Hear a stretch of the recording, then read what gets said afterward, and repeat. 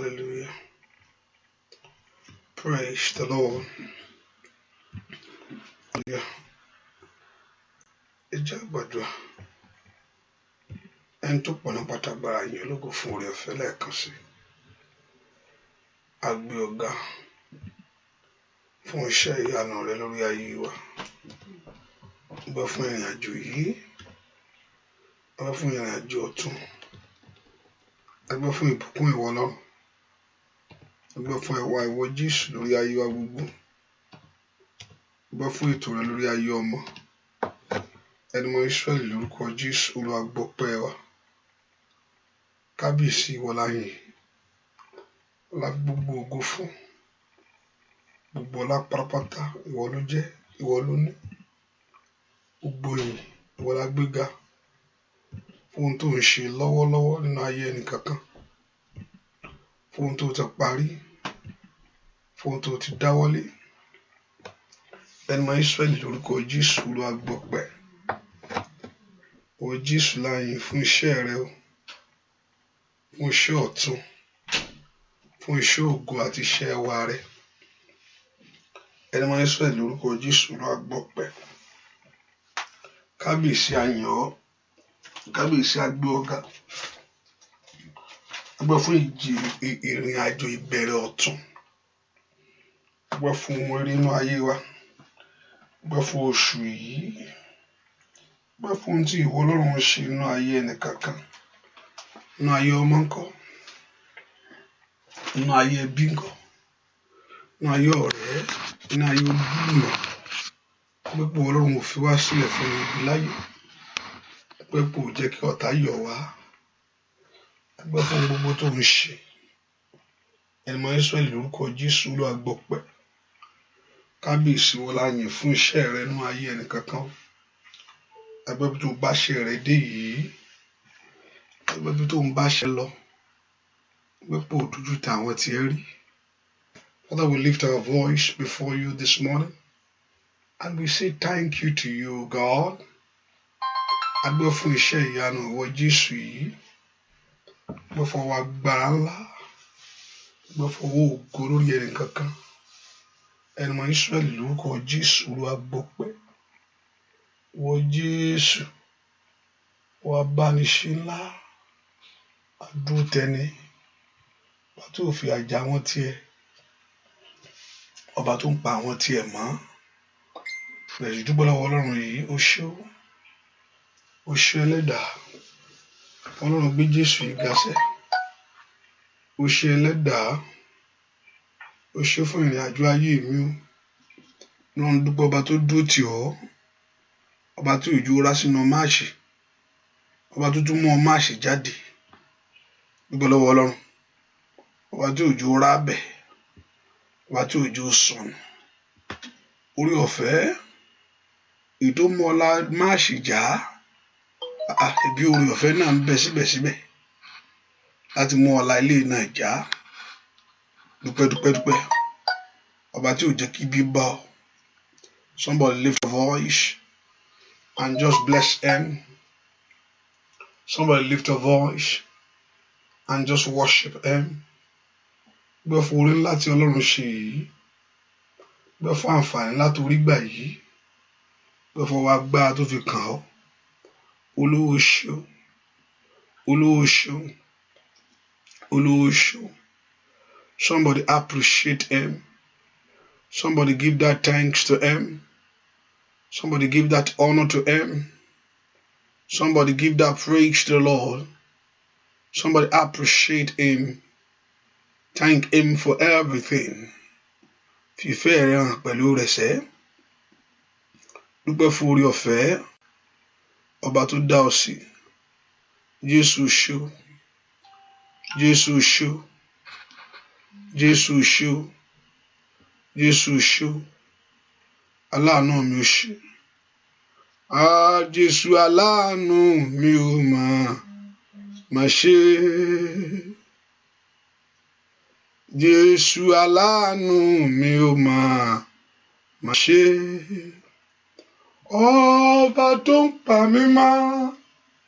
Tó ń dá mi sí o. Jésù aláàánú mi ò máa ṣe.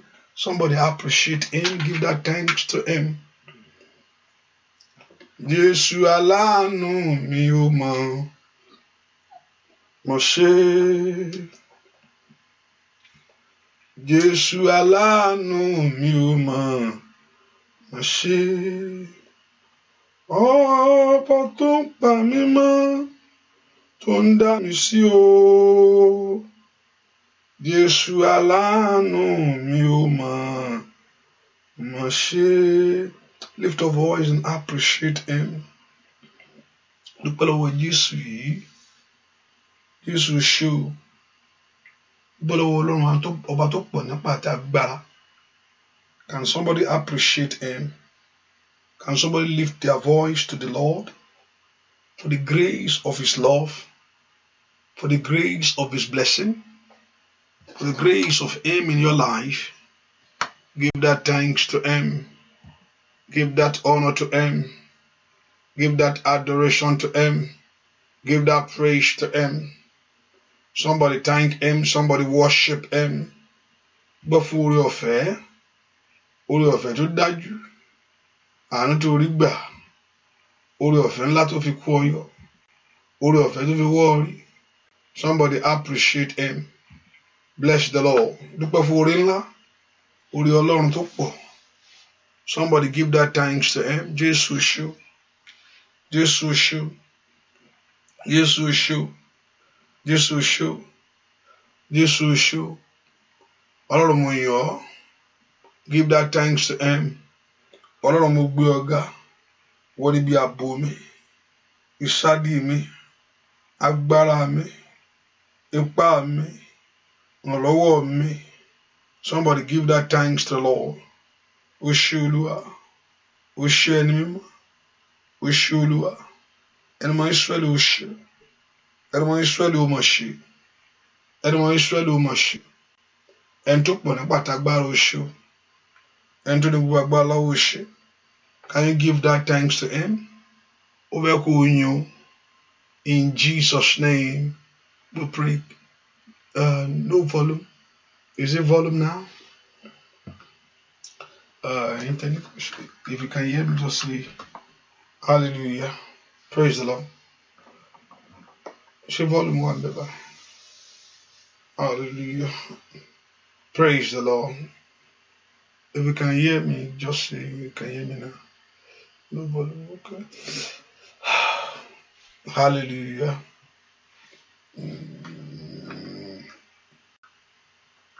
I think it's a bit slow. Can you hear me now, everyone? Hallelujah. Can you hear me? Please, can you see? You can hear me now? Praise the Lord. Praise the Lord. If you can hear me now, say you can hear me. Hallelujah.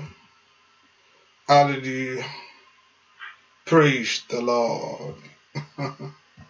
Hallelujah. Hallelujah. Hallelujah. Jésù jọba. Hallelujah. Jésù jọba. Sátánì kò lè rówó mi gbà mọ́. Hallelujah. Jésù jọba. Hallelujah. Praise the Lord. Hallelujah. Ẹ ká dúpẹ́ fún oore ńlá èyí tó ṣe fún ayé rẹ sẹ́. Ẹ ká dúpẹ́ fún àánú tó rí gbà. Àánú agbára tó fi kàn ọ́. Àánú orí ọ̀fẹ́. Àánú tó fi wọ́ ọ rí. Somebody thank him. Dúpẹ́ lọ́wọ́ Ọlọ́run yìí. Dúpẹ́ lọ́wọ́ Ọlọ́run yìí. Olúwa ṣeun. Olúwa ṣeun fún ìrìn àjò ayé mi gbogbo. Dúpẹ́ lọ́wọ́ Ọlọ́run. Olúwa ṣeun fún ayé ọmọ mi ó ṣeun. Dúpẹ́ lọ́wọ́ Ọlọ́run fún ọba tó mú ìbànújẹ́ jìnnà sí ilé rẹ. Somebody thank him. Dúpẹ́ lọ́wọ́ Ọlọ́run yìí. O bá fẹ̀mí ìmoore hàn níwájú rẹ̀ sẹ́. Ọkàn ọpẹ́ rẹ̀ dà. Ó ń fẹ́ níwájú Ọlọ́run ń fẹ́. Ọkàn ọpẹ́ rẹ̀ dà. You need the heart of thanksgiving from you. Ó ń fi ọkàn ọpẹ́ rẹ̀. He wants us to thank him and appreciate him. Gbé fún ọkàn ọpẹ́ rẹ̀ dà níwájú Olúwa. Olúwa kò fẹ́ kó fún ọkàn rẹ̀ dúpẹ́ níwájú rẹ̀ and appreciate him for what he has done for you. Gbé kó ronú jinlẹ̀. Jésù ṣe o. Jésù ṣe o. Olùgbàlà ló ṣe o. Olùgbàlà ló ṣe o. Olùgbàlà ló ṣe o. Olùgbàlà ló ṣe o. Ẹni mo ní Ísírẹ́lì ó ṣe. Ẹni mo ní Ísírẹ́lì mo yàn ọ́. Ẹni mo ní Ísírẹ́lì mo gbé ọ̀gá. Ẹni mo ní Ísírẹ́lì mo fi ògo fún ọ. Give that thanks to him. Ó tó bẹ́ẹ̀ ó jù bẹ́ẹ̀ lọ. Mo ní ó tó bẹ́ẹ̀ ó jù bẹ́ẹ̀ lọ. Mo ní orí Ọlọ́run ó tó bẹ́ẹ̀ lórí ayé rẹ. Ó tó bẹ́ẹ̀ ó jù bẹ́ẹ̀ lọ. Gbé fún orí ńlá. Orí kọ̀bìtì. Gbé fún orí ńlá. Orí lórí ọmọ, orí lórí aya. Gbé fún ìrìn àjò yìí. Ó mú ọlá oṣù kẹta já. Ọba tí òjò jì sọ́fì ayé. Ọba tí òjò bọ́ kòtò.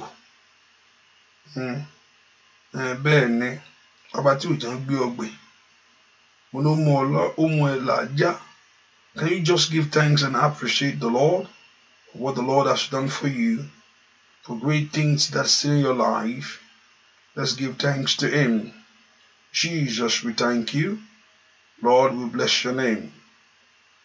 Thank you, Lord, for the love that you have for me. Thank you, Lord, for the grace over my life. Thank you, Lord, for your blessing. Thank you, Lord, for your favor. Thank you, Lord, for your great love for us, for what you are doing and for what you will do. Somebody bless the Lord. Somebody give that thanks to him. Somebody give that thanks to him.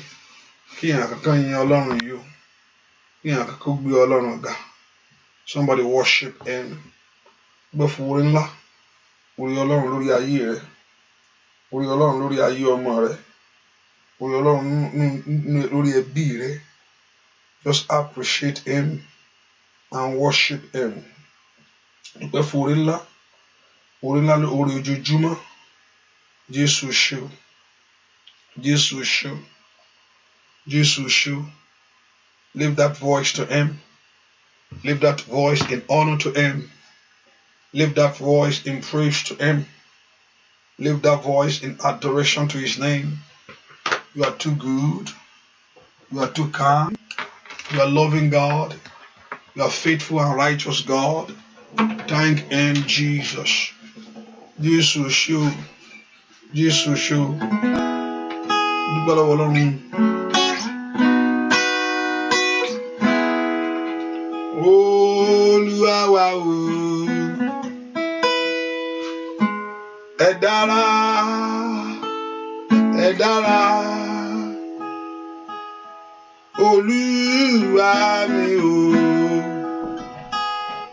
Ẹ dára sí wa o. Nàwa òrìṣà kò sálà kàwé yìí. Olúwa wa. Olúwa mi. Ẹ dára sí mi. Ó yá o. Olúwa mi o. Dára, dára. Olúwa mi o. Dára sí wa o. Ìnira wa òrìṣà kò sálà kàwé yìí.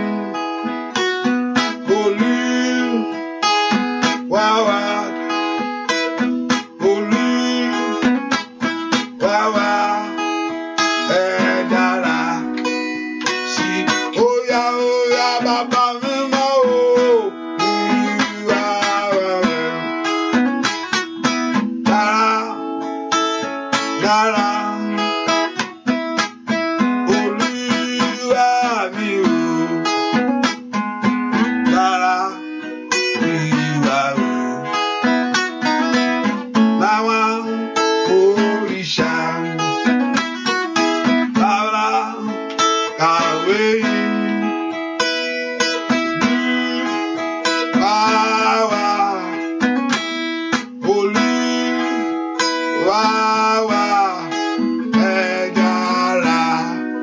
sí wa. Àwọn Ọlọ́run gbéga lọ́wọ́lọ́wọ́. Jésù mà ṣeun o. Olúwa dá mi sí dòní o, ọwọ́ rẹ̀ dá. Ó dá ní ìgbàlà. Ó bọ́ lọ́wọ́ ẹ̀gàn láyé. Mo yin bàbá lógo, ọwọ́ rẹ̀ dàṣẹ́ o. Olúwa dá mi sí dòní o. Oṣù April, ó dá ní ìgbàlà. Ó bọ́ lọ́wọ́ òṣì láyé. Óyá óyá óyá óyá óyá. Oyin bàbá lógo, ọ̀tá ò fẹ́ kó parí rẹ̀, Ọlọ́run ò yẹ. Abánìṣe ló bọ̀ ṣe láyé. Ọkàn pẹ́ rẹ̀ dà níwájú Olúwa o. Lórí ọmọ o, lórí ọkọ, lórí ẹbí, abánìṣe ò ṣe. Àṣeyọrí Ọlọ́run mi. Ọba yóò fi ọ sílẹ̀ kí ìyà jẹ ọ́. Ọba tó jẹ́ kí ẹ̀gà ó wọ ayé rẹ o. Ò bá gbéga, ò bá dúpẹ́ sá. Ò bá fìyìn fún alágbára yìí.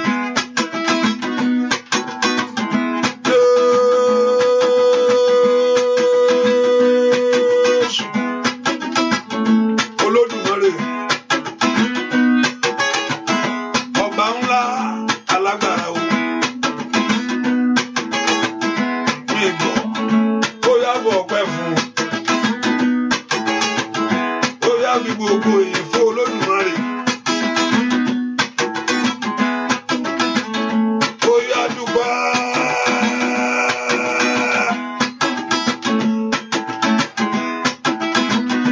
Ọba tó bọ̀ rìn ìrìn àjò náà. Ọba tí òjò lulẹ̀. Mo ní kó sọ pé Jésù ṣẹ.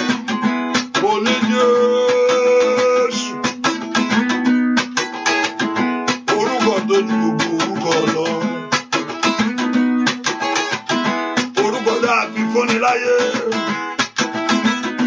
Orúkọ ibi àbùkù ńlá. Mo ní Jésù. Olúwa dá mi sí dòní o. Mo dá ní ìgbàlà tọmọtọmọ. Ó bọ́ lọ́wọ́ òṣì láyé ṣá. Oyin bàbá lógo, ọwọ́ rẹ̀ dàṣẹ́. Olúwa dá mi sí dòní o. Mo dá ní ìgbàlà. Ó bọ́ lọ́wọ́ òṣì láyé. Oyin bàbá lógo, ó báyìí, ó fọpẹ́ fún un. Ó báyìí, ó gbogbo fún sẹ́. Olúwa dá mi sí dòní o. Mo dá ní ìgbàlà tọmọtọmọ. Ó bọ́ lọ́wọ́ òṣì láyé sẹ́. Oyin bàbá lógo, ó bọ́ lọ́wọ́ ikú. Óyá óyá óyá. Olúwa dá mi sí dòní o. Ó dá bó ṣe rere. Ó dá ní ìgbàlà. Ó bọ́ lọ́wọ́ òṣì láyé.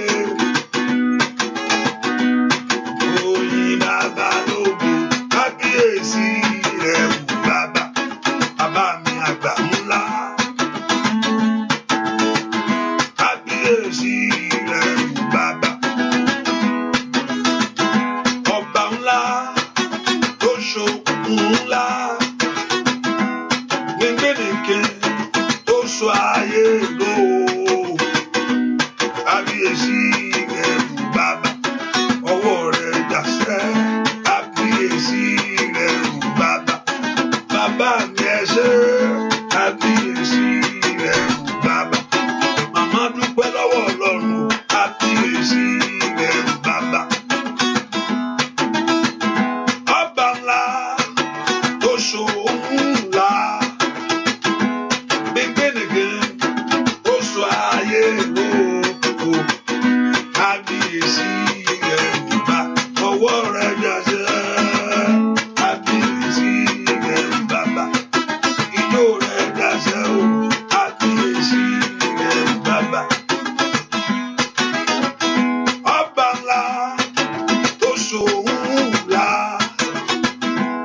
ìgbéléke tó sọ ayé lò.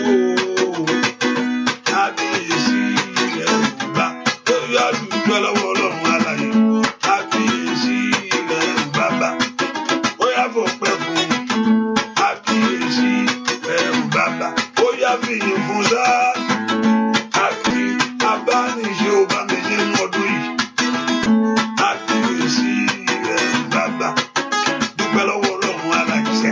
Kábíyèsí rẹ̀ ò bàbá alágbára gíga ó yá ọba ńlá tó ṣòwò ńlá ìgbénìkì tó sọ ayé lò.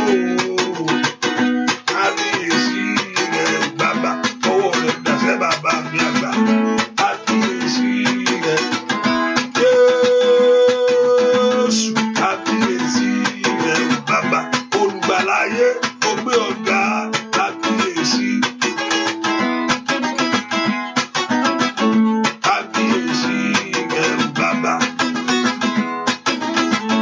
Kábíyèsí rẹ̀ ó yá. Ó yá dúpẹ́ tó ìkàtàlíàdì àwòṣàtàlíàbà. Kábíyèsí rẹ̀ ò bàbá. Kábíyèsí rẹ̀ ò bàbá. Kábíyèsí rẹ̀ ò bàbá. Kábíyèsí ni ò bàbá mi ò. Kábíyèsí rẹ̀ ò bàbá. Ó yá fọpẹ́ fún sẹ́. Kábíyèsí rẹ̀ ò bàbá. Ó yá fìyìn Olódùmarè. Kábíyèsí rẹ̀ ò bàbá. Sọ fún Ọlọ́run kó dárí gbogbo ẹ̀ṣẹ̀ jì. Olúwa fi dárí ẹ̀ṣẹ̀ mi jì mí. Ó ní ìdáríjì ń bẹ lọ́wọ́ Ọlọ́run kí a lè máa bẹ̀rù rẹ̀. Ìdáríjì ń bẹ lọ́wọ́ rẹ̀ ká lè máa bẹ̀rù rẹ̀. Gbẹ́ fún àánú tó rí gbà. Jésù ṣé o. Kábíyèsí o ṣé. Olúwa ṣe fún oore ńlá. Jésù ṣé o. Ọ̀gá mi Olúwa lógo. Dúpẹ́ lọ́wọ́ Ọlọ́run fún oore ńlá tó ṣe fún ọ. Jésù ṣé o. Dúpẹ́. Dúpẹ́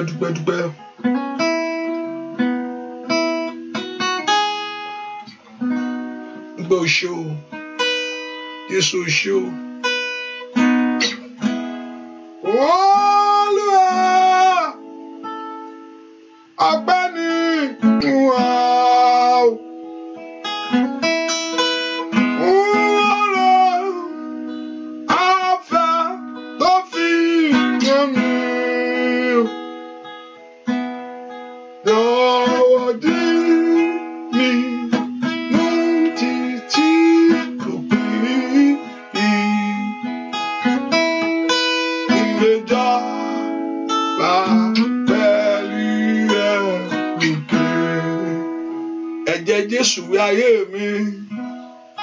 Ask the blood of Jesus Christ to wash you. Ẹ̀jẹ̀ ńlá ni ẹ̀jẹ̀ tó ta lórí igi àgbélébùú.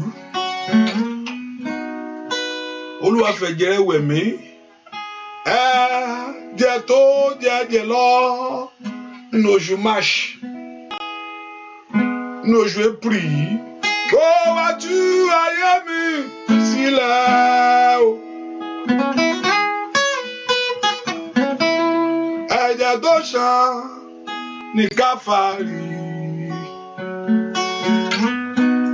Ó wá tú mi sílẹ̀. Ẹ̀jẹ̀ tó jẹ̀jẹ̀ lọ.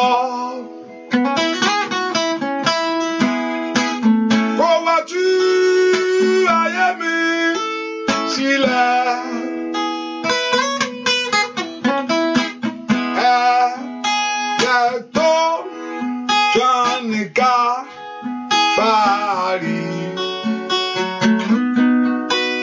ó wá tú mi sílẹ̀. Ẹ̀jẹ̀ tó ṣàn ní Káfárì ó wẹ̀ ó wá tú mi sílẹ̀. Ẹ̀jẹ̀ ńlá o.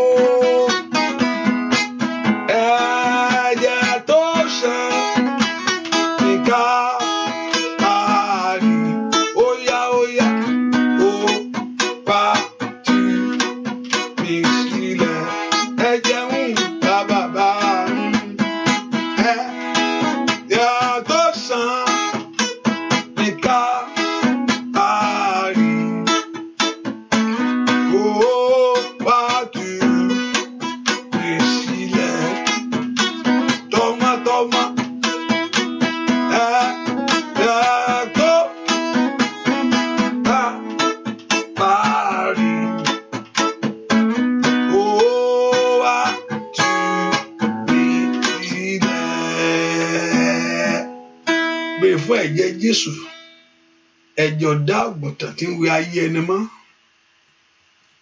ẹ̀jẹ̀ ọ̀dá àgùntàn tí ń tú ayé ẹni ṣe, ó yá tú ayé mi sílẹ̀ lọ́wọ́lọ́wọ́ báyìí. Ẹ̀jẹ̀ Jésù ó yá wẹ ilé mi. Jésù ṣe o. Ẹ̀jẹ̀ Jésù, ask for the blood of Jesus. Before fún ẹ̀jẹ̀ ńlá ni. Bèè fún ẹ̀jẹ̀, ask for the blood of Jesus. Remember, this is a new month.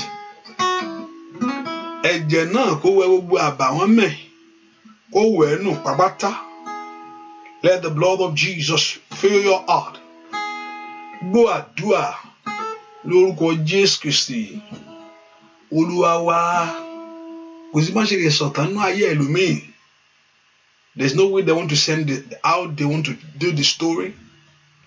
When they mention March of 2020, it's a forgettable month in their life, because that's that very month that their life ended. Ẹlòmíì wọn máa pàtàn wọn pé wọn máa sọ 2020 ohun tó ṣẹlẹ̀ rèé March 2020 ìjọba ẹ̀lò ṣùgbọ́n ojú tó wọ April rèé kò gbúdọ̀ gbé ìwọ jẹ. April kò gbúdọ̀ mú ọ lọ. This is a new month now. A new thing must happen for you in it. Àpòrúkọ Jésù agbọ́ Ọlọ́run tí ń fi rìn já. The power of God to see through.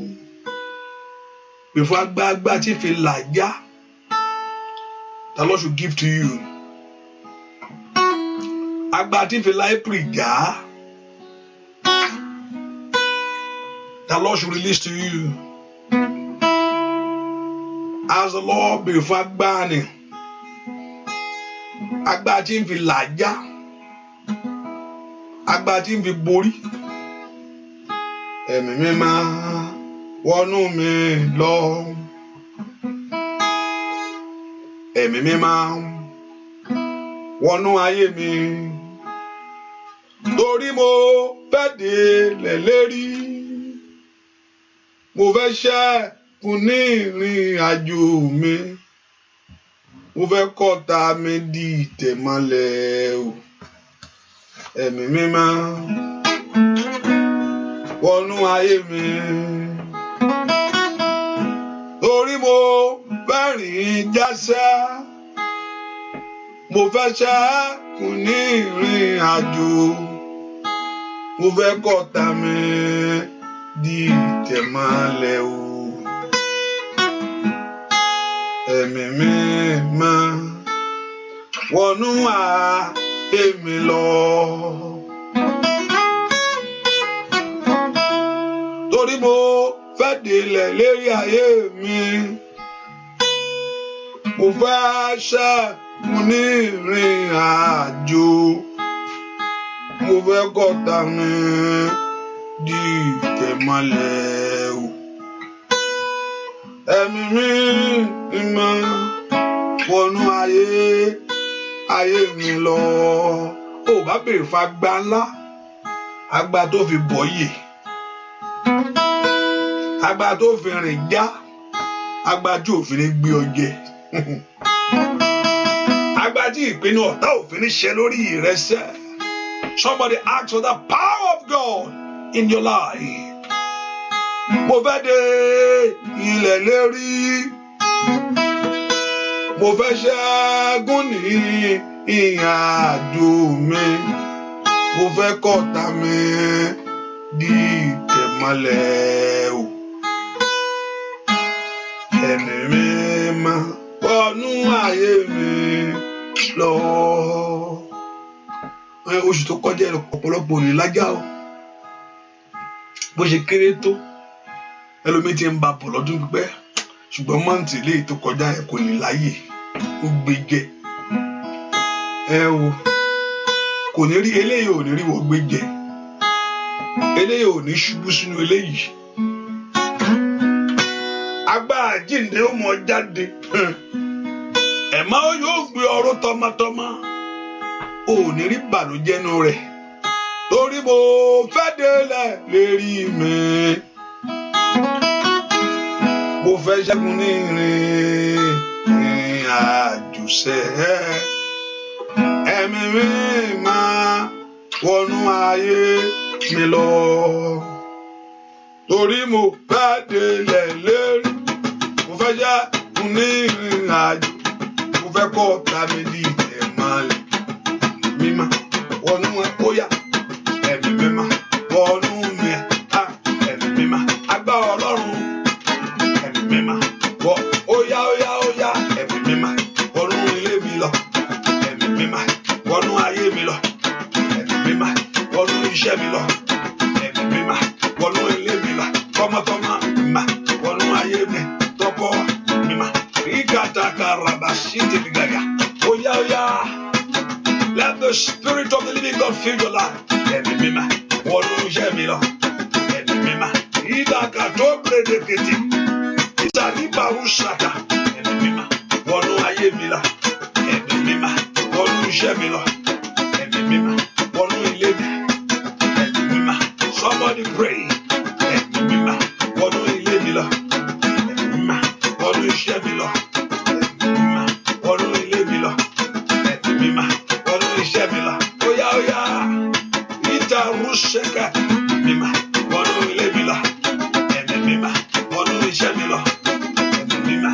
Óyá ẹ̀mí mímọ́ tàtàlí pẹ̀lúkọ̀tàyàbá yìí ṣe tẹ́lẹ̀, ẹ̀mí mímọ́ wọnú ilé mi lọ, ẹ̀mí mímọ́ wọnú iṣẹ́ mi lọ. Ó dẹ̀ kó ṣẹ́gun sẹ́, ó dẹ̀ kó borí ogun sẹ́, ó dẹ̀ kó làjà. Óyá ẹ̀mí mímọ́ wọnú ilé mi lọ, ẹ̀mí mímọ́ ìdàrúṣà, ẹ̀mí mímọ́ wọnú iṣẹ́ mi lọ, ẹ̀mí mímọ́ ìdàdàdà. Óyá bèrè fún agbára tó lè mú ọ làjà. Agbára yóò tó nǹkan. You need the power of God. Somebody ask for that power. Wọnú iṣẹ́ mi lọ, ẹ̀mí mímọ́ wọnú ilé mi lọ, ẹ̀mí mímọ́ wọnú ilé mi lọ, ẹ̀mí mímọ́ wọnú ilé mi lọ. Óyá o, ẹ̀mí mímọ́ wọnú ilé mi lọ. Àndàdà agbára tó òfin ní ṣíṣe, agbára tó òfin ní ṣílẹ̀tẹ̀. Óyá wọnú iṣẹ́ mi lọ, ẹ̀mí mímọ́ wọnú ilé mi lọ.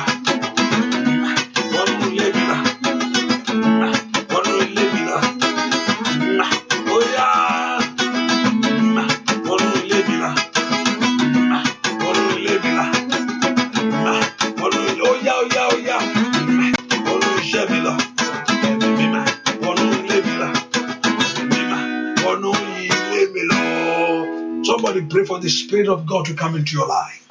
Agbọ́dọ̀ kó máa bọ̀ ní ayé ẹ lọ́wọ́lọ́wọ́ báyìí. Ó ní oṣù tó rèé. This is a new month. Ẹ pé orúkọ Jésù dáadáa. Ọlọ́run fa agbára rẹ balẹ̀ mi lọ́wọ́lọ́wọ́. Mo fẹ́ rìn ìrìn àjò ìjà o. ó mo fi ọ̀nà mi lé ọ lọ́wọ́ ńbẹ̀. I commit my way to you. Ó fi ìrìn àjò ayé àwọn ọmọ mi sí ọ lọ́wọ́.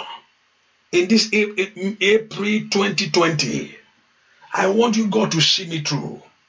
Bẹ́ẹ̀ kó mú mi làájá. I want to see the grace of you. Mo fẹ́ rí ire ìwọ Ọlọ́run. I want to see the blessing of you. Mo fẹ́ rí ìbùkún ìwọ Ọlọ́run. I want to see the glory of you. Mo fẹ́ rí ògo ìwọ Ọlọ́run ńbẹ̀. I want to prosper in this month. Mo fẹ́ ṣàṣeyẹ ní oṣù yìí. I want to move forward in this month.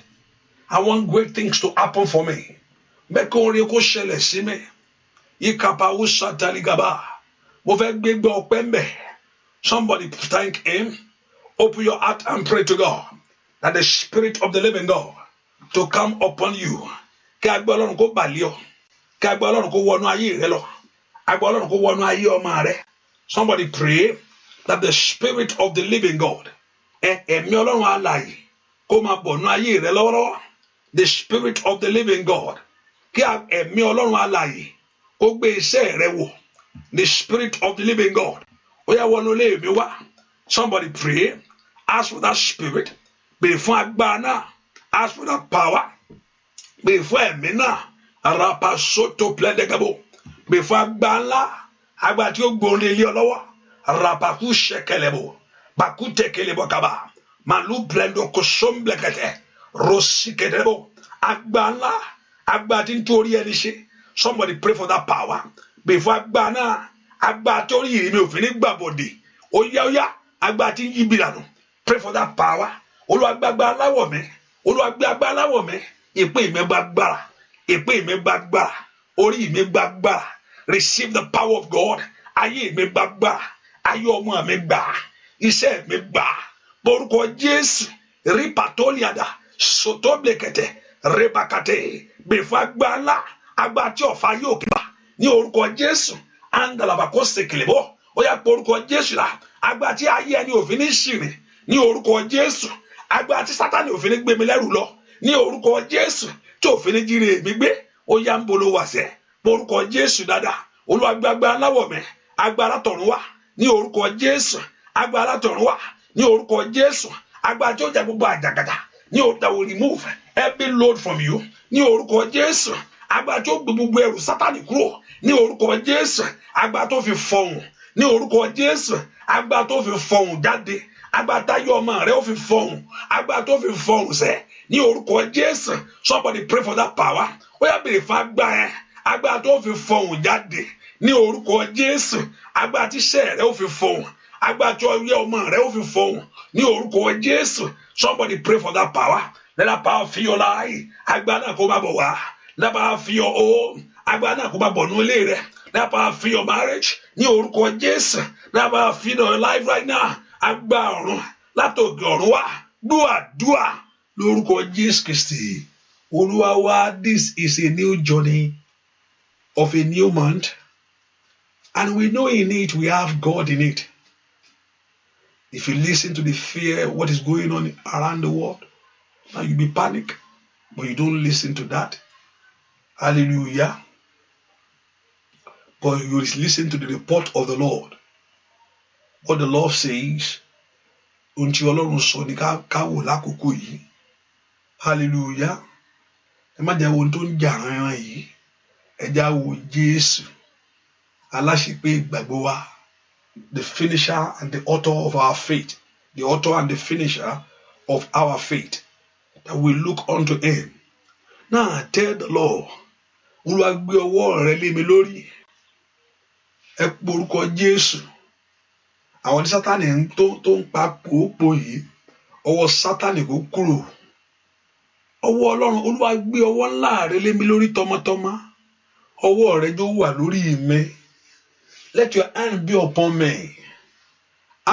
He said, I bear the mark of the Lord that no evil shall befall me. Borúkọ Jésù. Olúwa gbé ọwọ́ agbára lé mi lórí.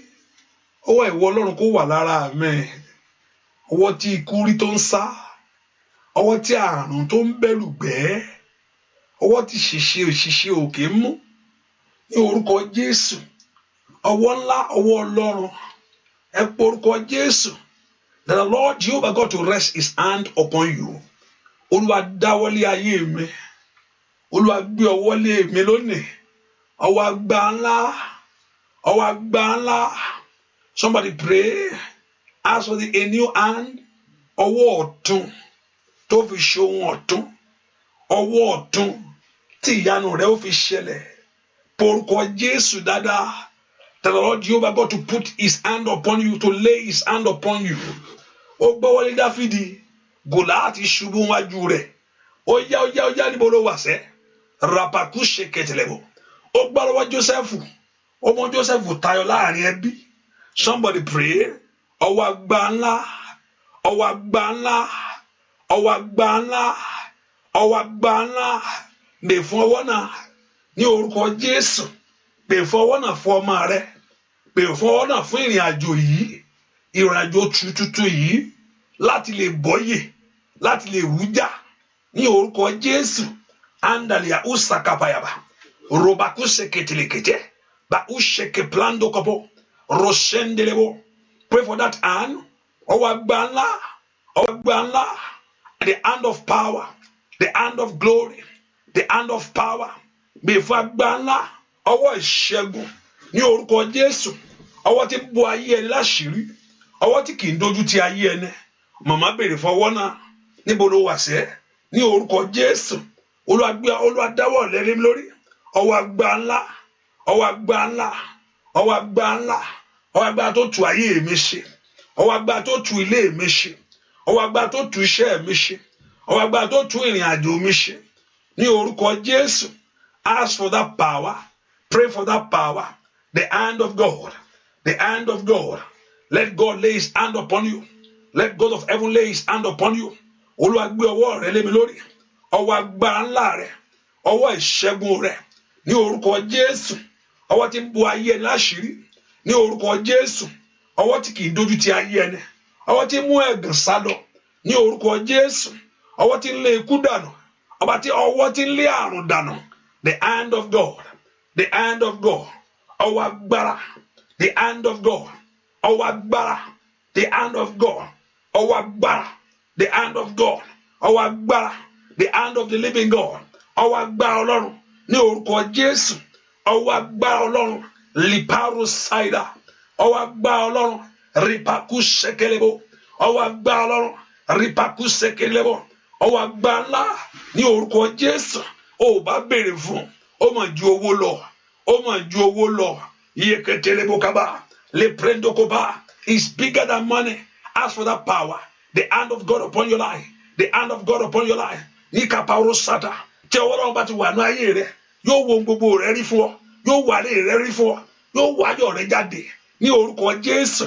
Ọwọ́ Ọlọ́run bà lé mi. Ọwọ́ Ọlọ́run wọnú ayé mi o. Ní orúkọ Jésù. Ọwọ́ Ọlọ́run bà lé mi o. Ní orúkọ Jésù. Ọwọ́ Ọlọ́run wọnú ayé mi o. Ask for the hand of God. Ní orúkọ Jésù. Ask for the hand of God. Before one line. Ọwọ́ ìṣẹ́gun. Ní orúkọ Jésù. Ọwọ́ tí fi borí. Ọwọ́ agbára. Ọwọ́ ògo. Somebody pray for that hand. For the hand of power upon your life. Before one line. Ọwọ́ ńlá tí ń gbé ogun mi. Ọwọ́ ńlá ètí mú ayé ẹni borí. Níbo ló wà? Rusheketelebo. Rabakataba. Masonto plekede. Ripekoto kaba. Lesekedebo. Before agbala. Our agbala bali ayé mi. In Jesus' name we pray. Amen. Shamedada. In Jesus' name we pray. Now I want you to open your mouth and pray. Mo fẹ́ kí ẹ kó gbàdúrà. Ọwọ́ tí ó mú gbogbo tí ayé lẹ̀ mọ́ mi lára kúrò. Gbogbo tí ayé so mi tó so mọ́ àrùn mi. Èyí tó jẹ́ kó o lè bá ẹgbẹ́ rẹ. Ọwọ́ Ọlọ́run sọ̀kalẹ̀ wá ní àárọ̀ yìí. Let the hand of God descend. Kí ọwọ́ Ọlọ́run kó sọ̀kalẹ̀ ní àárọ̀ yìí kó já gbogbo tí ayé so mọ́ mi lára. Èyí tí ò jẹ́ kí n lè bá ẹgbẹ́ mi. Ohun tí ò jẹ́ o tó ẹgbẹ́. Ọwọ́ tí ohun tí ẹrù tí ọwọ́ Ọlọ́run sọ̀kalẹ̀ ní àárọ̀ yìí. Kó fa gbogbo tí ayé so mọ́ mi lára tú. Èyí tí ò jẹ́ o sáré. èyí tí mú ayé ẹni rákòrò, èyí tó jẹ́ kó ayé ẹni wúwo tí ò jẹ́ kó rìn bá ẹgbẹ́ rẹ̀. Ọwọ́ Ọlọ́run sọ̀kalẹ̀ wá lórí iṣẹ́ mi lónìí. Let the hand of God descend. Ọwọ́ Ọlọ́run sọ̀kalẹ̀ wá kó fa gbogbo ọwọ́kọ́wọ́ tú. Let the hand of God descend upon your life. Borúkọ Jésù dáadáa. Ọwọ́ Ọlọ́run sọ̀kalẹ̀ wá. Gbè fún ọwọ́ agbára ńlá. Gbè fún ọwọ́ ìṣẹ́gun. Gbè fún ọwọ́ ìṣẹ́gun. Gbè fún ọwọ́ ìṣẹ́gun. Gbè fún ọwọ́ ìṣẹ́gun. Gbè fún ọwọ́ ìṣẹ́gun. Ask for the hand of God upon your life. That the hand of God to fill you. Ọwọ́ tí ó mú gbogbo àjàgà òṣì. Every load that will take the load of enemy away from your life. Ọwọ́ tí ó mú gbogbo ẹrù wo kúrò ní ayé mi. Ọwọ́ agbára ńlá. Ọwọ́ agbára ńlá. Ọwọ́ agbára ńlá. Ọwọ́ agbára ńlá. Ọwọ́ agbára ńlá. Ọwọ́ agbára ńlá. Ọwọ́ agbára ńlá. Níbo ló wà sẹ́? Ọwọ́ agbára ńlá. Borúkọ Jésù dáadáa. Ọwọ́ agbára kó wọnú ayé rẹ lónìí. Ó dá kí gbogbo ẹrù yẹn kó sá lọ. Gbọ́ àdúrà lórúkọ Jésù Kristi. Olúwa wa ó yìn ní orúkọ Jésù ó yìn ní. Ó yìn ní orúkọ Jésù ó yìn ní. Ó wọnú ayé mi kò tún sọ̀rọ̀ ẹkún mọ́. Ayé mi kò tún sọ̀rọ̀ ìbànújẹ́ o. Ó yìn ní orúkọ Jésù ó yìn ní. Ó yáyá o, yìn ní orúkọ Jésù ó yìn ní. Ọwọ́ rẹ̀ dà. Ó yìn ní orúkọ Jésù ó yìn ní. Wọnú ayé mi kò tún sọ̀rọ̀ ẹkún mọ́. Ó wọnú ayé mi kò sọ̀rọ̀ ìbànújẹ́ o. Ó yìn ní orúkọ Jésù ó yìn ní. Ó yá o. Every sorrow depart. Gbogbo ìkorò jáde nínú ayé rẹ o. Gbogbo ọwọ́kọ́wọ́ kó jáde sẹ́. Gbogbo ọwọ́ àṣetì, ọwọ́ àkùbọ́, ọwọ́ àìsàn, ó yá, ọwọ́ kòrónà, ó yá jáde lórúkọ Jésù. Ó yìn ní orúkọ Jésù ó yìn ní. Ó yìn ní orúkọ Jésù ó yìn ní o. Ó wọnú iṣẹ́ mi kò tún sọ̀rọ̀ ẹkún mọ́. Ó wọnú ilé mi kò tún sọ̀rọ̀ ìbànújẹ́ o. Ó yìn ní orúkọ. Ó yá. Ó yìn ní orúkọ Jésù ó yìn ní. Ó yìn ní orúkọ Jésù ó yìn ní o. Ó wọnú iṣẹ́ mi kò tún sọ̀rọ̀ ìbànújẹ́.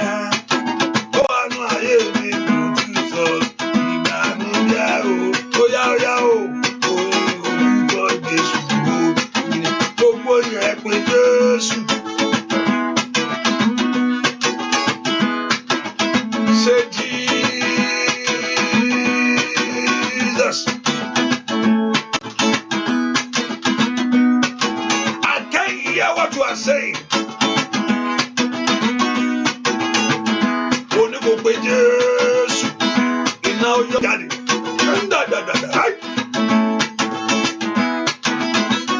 Mo fẹ́ kó pe Jésù. Màkàlì àṣàyà. Ó yá pe Jésù.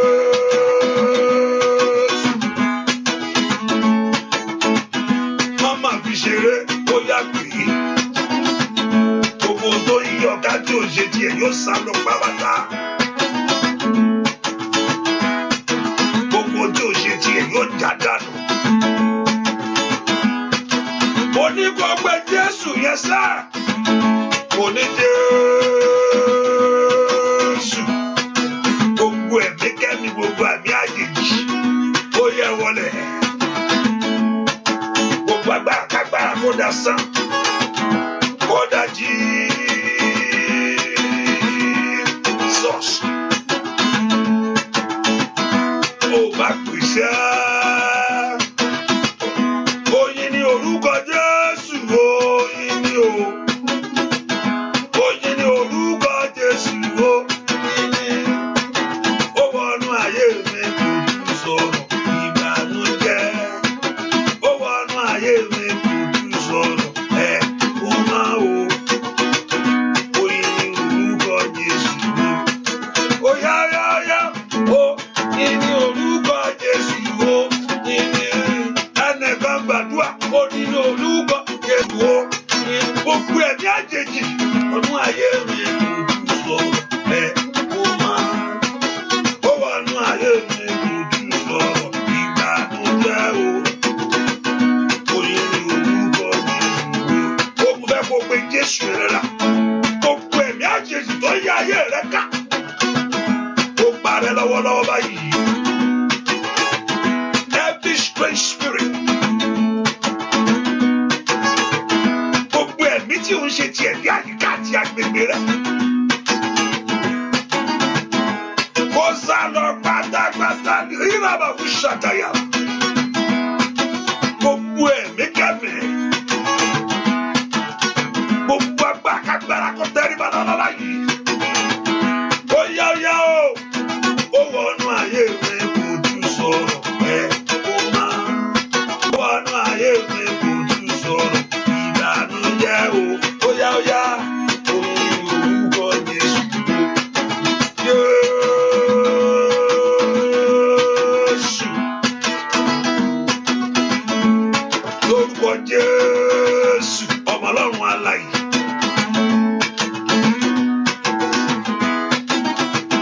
Lórúkọ Jésù, gbogbo ogun Sátánì ẹ wólẹ̀. Gbogbo agbára kó tẹríba lọ́wọ́lọ́wọ́. Gbogbo ìjọba òkùnkùn kó dàrú. Gbogbo ìjọba Sátánì kó sọ agbára nù. Lórúkọ Jésù, ọmọ Ọlọ́run alààyè. Ó wọnú ayé mi kò tún sọ̀rọ̀ ẹ̀kún máa. Ó wọnú ayé mi kò tún sọ̀rọ̀ ìbànújẹ́ o. Bàbá, oyin ni orúkọ Jésù.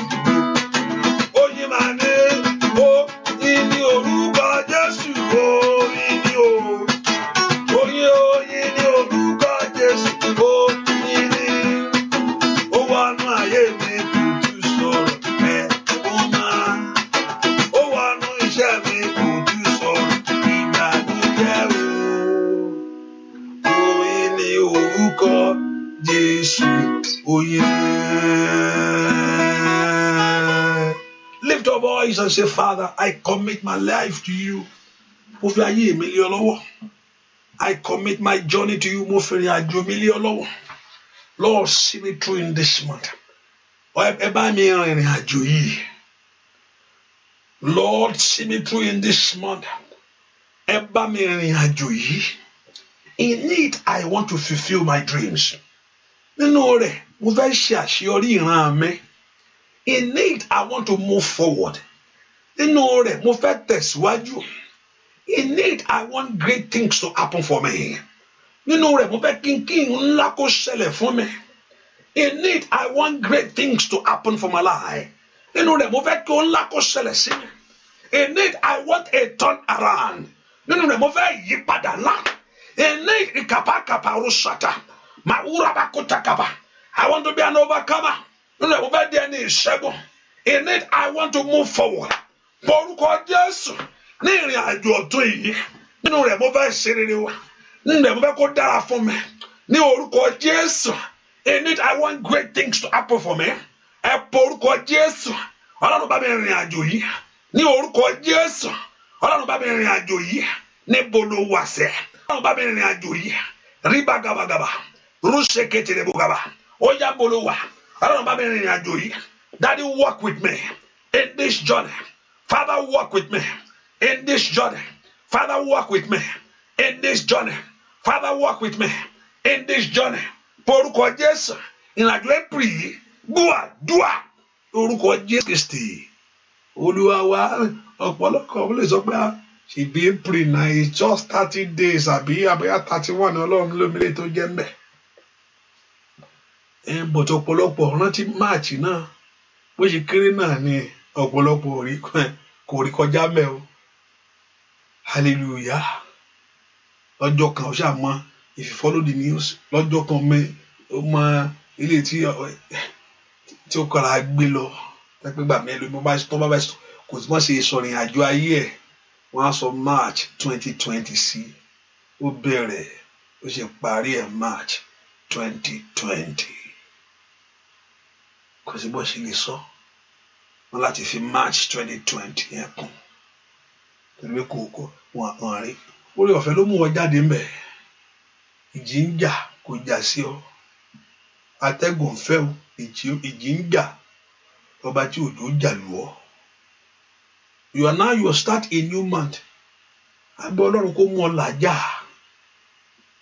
nínú rẹ̀ kó ṣeré kó dára fún ọ ṣé ní ilé ìmúfẹ́ ríṣẹ́ wàá ríṣẹ́ ó yẹ kó ríṣẹ́ nú ẹ̀ kò yẹ pé kó gbogbo ẹ̀ tún lọ kó tún dẹnu ìrònú kó tún máa ronú bá mi yá mẹ́ṣẹ́ báyìí gbogbo èèyàn ló ti lọ sẹ́nu iṣẹ́ báyìí gbogbo wọn á fẹ́ lọ tí ẹ ò gbọdọ̀ tún rí bẹ́ẹ̀ kọ́ ní gbogbo wa jáde kó rí bí jáde sí láyé ni. When they release you, everybody say now you can move. There's a victory, and so you have a victory to place to enter. Gbogbo èèyàn tí ń lọ bí iṣẹ́ báyìí ni mo á fẹ́ lọ.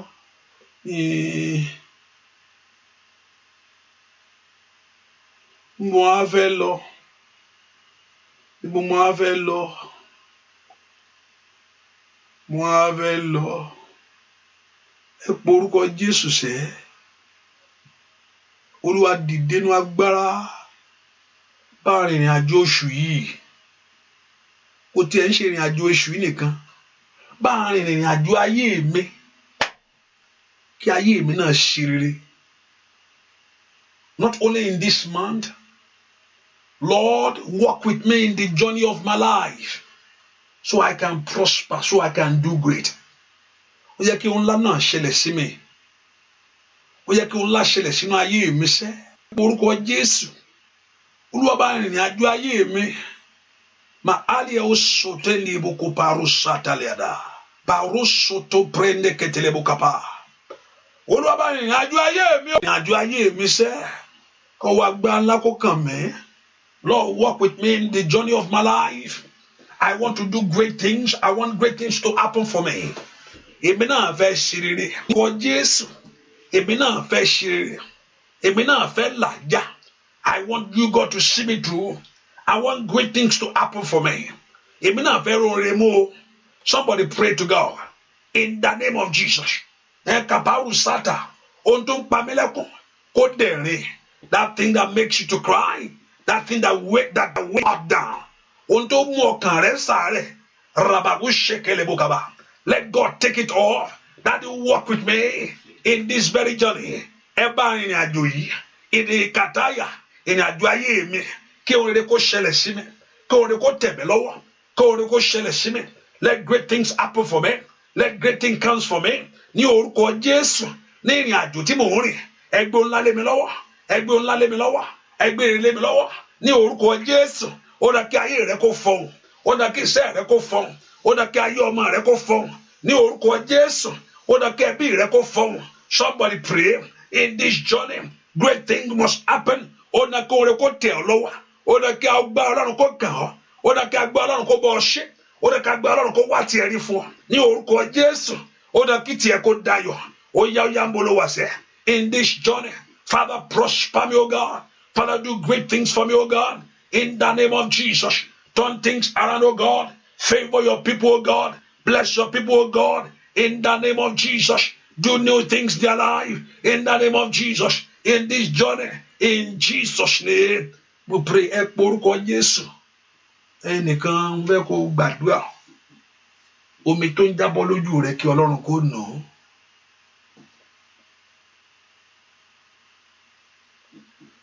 Somebody pray that Lord Jehovah God to wipe away your tears. Omi tó ń jábọ́ lójú rẹ̀. Gbogbo agbára tó ní kí n máa sọkún. Ọlọ́run bá mi mú kúrò. Take away my tears. Ọlọ́run nu omijé mi nù. Wipe away my tears, O God. Orúkọ Jésù. Wipe away my tears. Ẹnu omijé ẹ fi ohun ńlá, ohun ayọ̀, ohun àṣeyọrí bíbá nu omijé mi nù. Lord, wipe away my tears. Ohun tó ń jẹ́ kó sunkún yẹn, o gbọ́dọ̀ tún sún ní oṣù yìí o. This is a new month. This is a new month. You will not cry in this month. Olúwa nu omijé mi nù. Gbogbo omijé mi Olúwa nù. Wipe away my tears, O God. Orúkọ Jésù. Lord, wipe away my tears, O God. Ẹni máa Ísírẹ́lì, ẹnu omijé mi nù. Mẹ́kọ̀ọ́ orúkọ Jésù bí tó wà sẹ́. My Lord and my God, wipe away my tears. Ẹnu omijé mi nù. Lórúkọ Jésù, gbogbo omijé. Ẹ̀yin áńgẹ́lì Ọlọ́run ó yẹ bẹ̀rẹ̀ sí nù láàárọ̀ yìí. Wipe away their tears, O God. Orúkọ Jésù, ẹnu omijé mi nù. Ikarababo sakurabakasata. Ẹ fàṣeyọrí nínú omijé mi nù. Let God use success to wipe away your tears. Let God use fruitfulness to wipe away your tears. Ẹ kó fi ìwé ìgbélu yẹn. Kàrúbà wùsà kó gbé tiẹ̀ lé ẹ lọ́wọ́ to wipe away your tears. Ẹnu omijé mi nù. Ẹ wò mí sàn. Ní orúkọ ẹ gbà mí là tọmọtọmọ. Orúkọ Jésù mi tó wà sẹ́. Wipe away my tears. Ẹlẹ́dàá mi o. Ó yẹ ẹnu omijé mi nù. Somebody pray that Lord God of heaven to wipe away your tears. Gbogbo tó mú ọ sunkún. Gbogbo tó ń gbomijé lójú rẹ. Gbogbo tó jẹ́ kí oore ṣẹlẹ̀. Gbogbo tó jẹ́ kí oore wà. Ní orúkọ Jésù. Ẹni máa Ísírẹ́lì wipe away my tears this morning. Nu omijé mi nù. Alágbára nu omijé mi nù. Ẹni tó pọ̀ ní pàtàgbà. Nu omijé mi nù bàbá. Ó yá mo ló wà sẹ́. Ní orúkọ Jésù. Olúwa nu omijé mi nù. Orúkọ Jésù yẹn bí tó wà. Olúwa nu omijé mi nù. Ní orúkọ Jésù. Olúwa nu omijé mi nù. Wipe away my tears. Ní orúkọ Jésù. Nu omijé mi nù. Wipe away my tears. In Jesus' name. Pray. Today is the first day. So it's not too much. Okay, share it with one person. Hallelujah. You know, that's the agreement, right? It's okay. Today is the first day. Okay, share with. Why the can go for ránṣẹ́? Hallelujah. When the can go for ránṣẹ́? Yeah. Papa. Hallelujah. Mo ní why the can go for ránṣẹ́ kó pọ̀jù náà. When the can go ra jù sí. Hallelujah. Today is the first day. Okay. Kó pọ̀jù. Okay. Send it. Find one person to send it to. Don't worry. Send it to one person quickly. Just for we have no contact phone rẹ. When can you see? Yeah. Emate. And just one.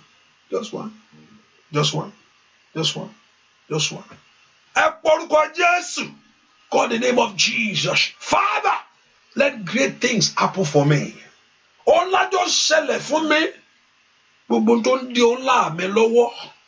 But everything that is holding your great things. Ohun tó ń di ọlá mi lọ́wọ́. Ẹ palẹ̀ mọ́. Oh, Mọ̀káyì Power Cider. Ohun tó ń di ọlá mi lọ́wọ́. Ẹ palẹ̀ mọ́. Orúkọ Jésù. Ohun tó ń di ọlá rẹ lọ́wọ́. Ohun tó yẹ kó ṣẹlẹ̀ lórí ọmọ. Ohun tó yẹ kó ṣẹlẹ̀ lórí àjò fún ọ. That great thing that's supposed to happen for you. The hindrances and obstacle upon it. Ohun tó ń di ọlá mi lọ́wọ́. Rukatali agadagada. Ko brando ko pleko sikete. Bakute kete bukukata. Robaku sheke plekete. Orúkọ Jésù. Ó yẹ palẹ̀ mọ́. Ohun tó ń di ọlá mi lọ́wọ́. Ó yẹ palẹ̀ mọ́. Ohun tó ń di ọlá mi lọ́wọ́. Ó yẹ palẹ̀ mọ́. Ní orúkọ Jésù. Ẹ palẹ̀ mọ́. Níbo lẹ wà sẹ́? Ní orúkọ Jésù. Ohun tó ń di ayọ̀ mi lọ́wọ́. Dúà. Orúkọ Jésù Kristi. Olúwa wa. Ẹ sọ fún Ọlọ́run. Jẹ́ n rí ìyanu. Let me experience your miracle. Olúwa jẹ́ kí n rí ìyanu ní ọdún yìí. Jẹ́ n rí ìyanu ní oṣù yìí. Jẹ́ n rí ìyanu wàá rí. Olúwa jẹ́ kí n rí ìyanu. Let me experience your miracle. Olúwa jẹ́ kí n rí ìyanu ńlá nínú oṣù yìí. Gbogbo tó ń bà mí láyọ̀ jẹ́ wọlé lọ, kòrónà wọlé lọ, kó wọlé pápátá, ìdààmú àṣetì wọlé lọ, ìdààmú àṣetì kó wọlé lọ. Ìyanu ńlá, ìyanu máa ṣẹlẹ̀, ìyanu máa ṣẹlẹ̀, ìyanu máa ṣẹlẹ̀ láàyè mi. Ìyanu máa ṣẹlẹ̀, ìyanu máa ṣẹlẹ̀, ìyanu máa ṣẹlẹ̀ láàyè mi. Óyá óyá o, ìyanu máa ṣẹlẹ̀, ìyanu máa ṣẹlẹ̀, ìyanu máa ṣẹlẹ̀ láàyè mi. Ayé yóò rí ìyanu máa ṣẹlẹ̀, ìyanu máa ṣẹlẹ̀, ìyanu máa ṣẹlẹ̀ láàyè mi. Ọwọ́ rẹ dà, ayé dúró dè, wọ́n fẹ́ rí iṣẹ́, ayé fẹ́ rí ìyanu rẹ ni, wọ́n fẹ́ gbọ́ nípa àrí rẹ láyé. Sísítà, ìgbàlẹ̀ máa kó wa lẹ́nu jọ náà. Brọ́dà, ìgbà wo ni ó ṣẹlẹ̀? Ìyanu máa ṣẹlẹ̀, ìyanu máa ṣẹlẹ̀, ìyanu máa ṣẹlẹ̀ láàyè mi. Óyá óyá óyá o, ìyanu máa ṣẹlẹ̀, ìyanu máa ṣẹlẹ̀, ìyanu máa ṣẹlẹ̀ láàyè mi. Óyá óyá lórúkọ Jésù, ìyanu máa ṣẹlẹ̀, ìyanu máa ṣẹlẹ̀, ìyanu máa ṣẹlẹ̀ láàyè mi. Gbogbo ojú orí, ìyanu máa ṣẹlẹ̀, ìyanu máa ṣẹlẹ̀, ìyanu máa ṣẹlẹ̀ láàyè mi. Ó dìde lórí ọmọ rẹ ni, lórí iṣẹ́ rẹ ń bọ̀, lórí ẹbí rẹ ń bọ̀, lórí ọ̀rẹ́ rẹ ń bọ̀, fún olórílẹ̀-èdè yẹn láàrin ẹbí. Bí kàkàkáyà lákòókò báyìí, yíyà.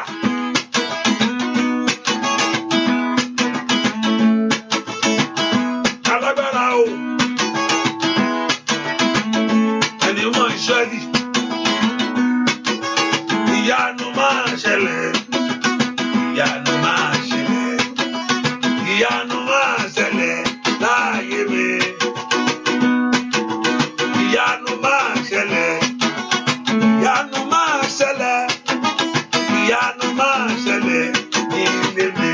Ó di dandan sẹ́, ìyanu máa ṣẹlẹ̀, ìyanu máa ṣẹlẹ̀, ìyanu máa ṣẹlẹ̀ ní ilé mi. Ìyanu máa ṣẹlẹ̀, ìyanu máa ṣẹlẹ̀, ìyanu máa ṣẹlẹ̀. Ó yá wí bẹ́ẹ̀ lórúkọ Jésù. Ìyanu máa ṣẹlẹ̀, ìyanu máa ṣẹlẹ̀, ìyanu máa ṣẹlẹ̀ ní ilé mi. Bàbá, ìyanu máa ṣẹlẹ̀, ìyanu máa ṣẹlẹ̀, ìyanu máa ṣẹlẹ̀ ní ilé mi. Alágbára gíga bàbá mi o, ìyanu máa ṣẹlẹ̀, ìyanu máa ṣẹlẹ̀, ìyanu máa ṣẹlẹ̀ láàyè mi. Alágbára o, ìyanu máa ṣẹlẹ̀, ìyanu máa ṣẹlẹ̀, ìyanu máa ṣẹlẹ̀ ní ọdún dandan. Àníkọ́bí lórí rẹ, ìyanu máa ṣẹlẹ̀, ìyanu máa ṣẹlẹ̀, ìyanu máa ṣẹlẹ̀ láyé mi. Ìyanu máa ṣẹlẹ̀, ìyanu máa ṣẹlẹ̀, ìyanu máa ṣẹlẹ̀ ní ilé mi. Ẹnìkan ẹ ká sọ fún Ọlọ́run, with everything that enemy has put upon me, Olúwa bá mi jà, ẹni mo Ísírẹ́lì bá mi jà. gbogbo tí ayé bá gbé sí Ọlọ́run, gbogbo ìlẹ̀kẹ̀, every bit, gbogbo ohun tí ò ṣe tí Olúwa já. Ẹni mọ Ísírẹ́lì bá mi já eléyìí o. Ohun tí ò ṣe, ohun tí ayé fẹ́ fi decorate ayé ẹ tí ò ṣe ti Ọlọ́run. Ohun tí ayé fẹ́ fi decorate ẹ, ohun tí ayé bá gbé sí Ọlọ́run, Olúwa bá mi já. Mo fẹ́ kó nawọ́ síbi ọrùn ẹ kó já. Nawọ́ síbi ọrùn ẹ kó já. O lè má fojú rí bá sọ fún Jésù bá mi já. Ó ṣe tèmi. Táyé fẹ́ fi decorate me with everything that is not of God in your life to decorate your life. Ìyà táyé ní káyé ó máa fi kó o máa fi ṣe ẹwà. Ẹ̀gàn táyé ní kó o máa fi ṣògo. Ẹgbà eléyìí o. Ikú àìtọ́jọ́ bá ń jà. Àjàgà bá ń jà. Orúkọ Jésù. Ohun táyé gbé sí mi lọ́rùn, Olúwa bá ń jà. Ohun tí ayé bá wọ̀ sọ́rùn mi o tí ò ń ṣe tiẹ̀, ẹ̀mí máa já dànù. Ask the Lord to remove it. Orúkọ Jésù, Olúwa já. Arákùnrin wọn ní kó ta àfà yẹn ó fi ṣeré. Instead kó ta lára ní ìgbà tó dáa. Ó ta kékeré torí kò rí nǹkan kan. Jẹ́jẹ́. Ó ní ò bá ta dáadáa. Ó ní ká ló ta dáadáa ò bá borí yányányá. Ó yá sọ pé Ọlọ́run já. Ẹ má já. Gbogbo ohun tí ayé gbé sí mi lọ́rùn. Gbogbo èèyàn òkùnkùn. Ilẹ̀ kàṣetì. Ikú àìtọ́jọ́ àìsàn. Ẹ má já dànù. Gbogbo agbára tó ìwọ ló kàn. Ó yá Olúwa já. Ní kárí àwàkú sàtáyà. Bòórí àkúta káfàríà. Ẹni máa Ísírẹ́lì já ilé ìdànù. Rí kàtẹ́lì kàfáàrù sídà. Ní orúkọ Jésù, Olúwa já. Ẹ̀mú bá ń fàjà. Lórúkọ Jésù kò ní kàn ọ́. Ibi ò ní kàn ọ́. Ó màkúlà bá kú ṣe kẹtìlẹ̀ gbọ́. Ibi ò ní kàn ọ́. Ibi ò ní kàn ọ́. Ẹrù ẹlẹ́rù ò ní di tiẹ̀. Ní orúkọ Jésù. Màkúlà bá kú ṣe kẹtìlẹ̀ gbọ́. But everything that is not God, the Lord will remove from your life. Olúwa yóò mú àjàgà ọ̀tá kúrò. Kó rí ìyanu gbà. Orí ọ̀fẹ́ kó dájú fún ọ. Kó rí iṣẹ́ ṣe. Kí àánú kó dájú fún ayé ẹ. Jésù Kristi. Olúwa wa ní kíákíá. Mo fẹ́ ká gbàdúrà. And also by this morning we go to pray. Ẹ jẹ́ ká sọ fún Jésù. Ọlọ́run dáwọ́ ibi ìdúró. Olúwa dáwọ́ ibi ìdúró. Pé èyàn ò ní kòrónà ní ẹ̀sẹ̀ kí n má gbàdúrà. In one way or the other is affecting everybody.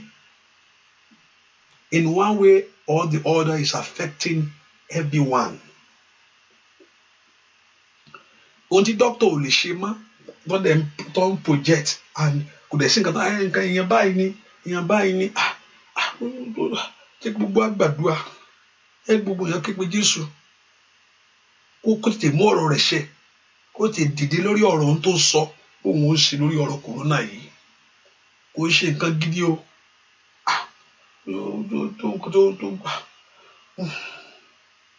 Kò ṣe ẹ̀rù kòrónà.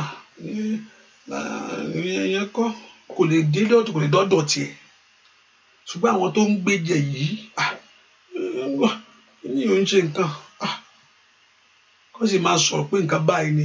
Ẹ̀dẹ̀ ń pè gẹ́ lẹ́nu ṣé. Ẹ jẹ́ ká porúkọ Jésù. Ẹ ká stand in the gap. Ṣáà máa sọ tó o bá tiẹ̀ fi ṣàdúrà. Máa sọ Olúwa báwí kò gbọdọ̀ rí bẹ́ẹ̀ o. Ẹ jẹ́ kí gbogbo wa máa sọ fún Jésù kò gbọdọ̀ rí bẹ́ẹ̀ o.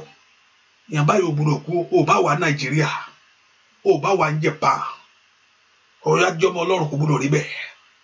Ìwọ ibi dáwọ́ dúró. Nọ́mbà yẹn fún ikú ò gbọdọ̀ pé. Iye ni. Ẹ porúkọ Jésù. Olúwa dáwọ́ ibi ìdúró. Àti mara wa bí ẹlẹ́ṣẹ̀. Àti jẹ́wọ́ ẹ̀ṣẹ̀ wa fún ọ. Àti mara wa bí ẹlẹ́ṣẹ̀. Màgáàlì ṣáìdá. Àti mara wa bí ẹlẹ́ṣẹ̀ bàbá. Àti mara wa. Nítorí ẹ̀jẹ̀ rẹ̀.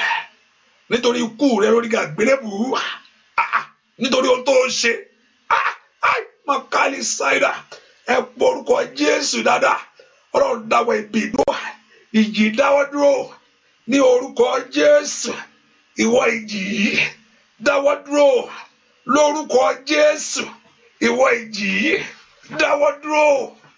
ẹ porúkọ Jésù dáadáa máì power side ìwọ ìjì yìí ó yá dáwọ́ dúró ó yá dáwọ́ dúró ó yá dáwọ́ dúró pray that Lord should this storm be over ẹ porúkọ Jésù let this storm be over ìwọ ìjì dáwọ́ dúró ìwọ ìjì dáwọ́ dúró ẹ porúkọ Jésù dáadáa ẹ porúkọ Jésù ìwọ ìjì dúà lórúkọ Jésù Kristi Olúwa wa ṣé òun ṣẹ̀rù pé buckle up tí ọba orílẹ̀-èdè bá ń sọ̀rọ̀ pé buckle up we going to get in a ride of èmi bìrì pé bó ṣe ń sọ yẹn kò ró tọmọ ẹ̀ máa o kò ń ṣèkà ní sọ pé wọ́n ń ṣèkà àbúrò àwọn tó ń sọ yẹn kò ń ró tirẹ̀ bí wọ́n mọ́ wọ́n gbé the ride will rise up kí ni ń jẹ́ bẹ́ẹ̀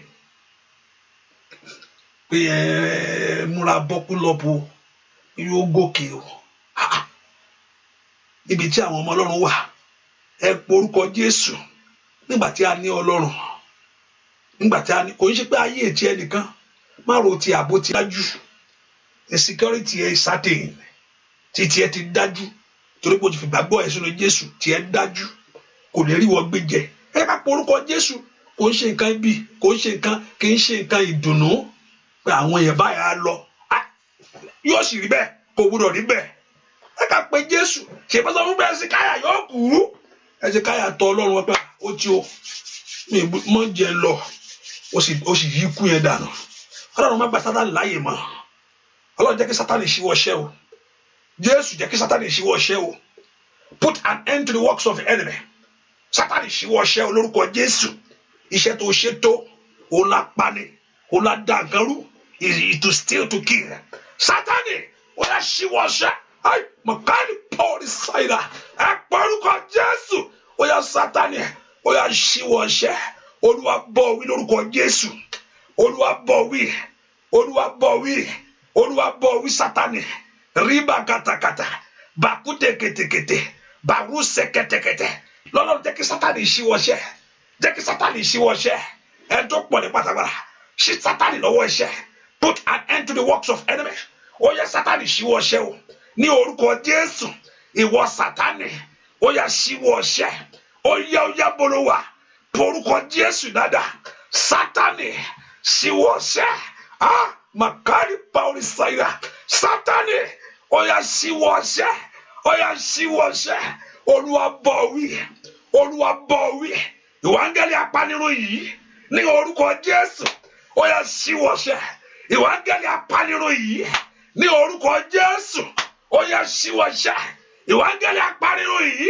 ní orúkọ Jésù ó yá ṣíwọ́ ṣẹ́ ìwà áńgẹ́lì apanirun yìí lórílẹ̀-èdè gbogbo ní orúkọ Jésù lórílẹ̀-èdè gbogbo ó yá ṣíwọ́ ṣẹ́ dúà lórúkọ Jésù Kristi Olúwa wa nǹkan bẹ́ẹ̀ kó ká múra ká gbàdúrà sí dáadáa ni o pé àgbà Ọlọ́run kó gbọ́dọ̀ ṣẹlẹ̀ báwo ni wọ́n pé 200,000 200,000 yóò kù à ń ṣe tí wọ́n dẹ̀ tí kù tó dẹ̀ pé ó kù tó sì ń káwọn yẹn sì ń kú lọ bẹ́ẹ̀ wọ́n sọ pé ride agòkè o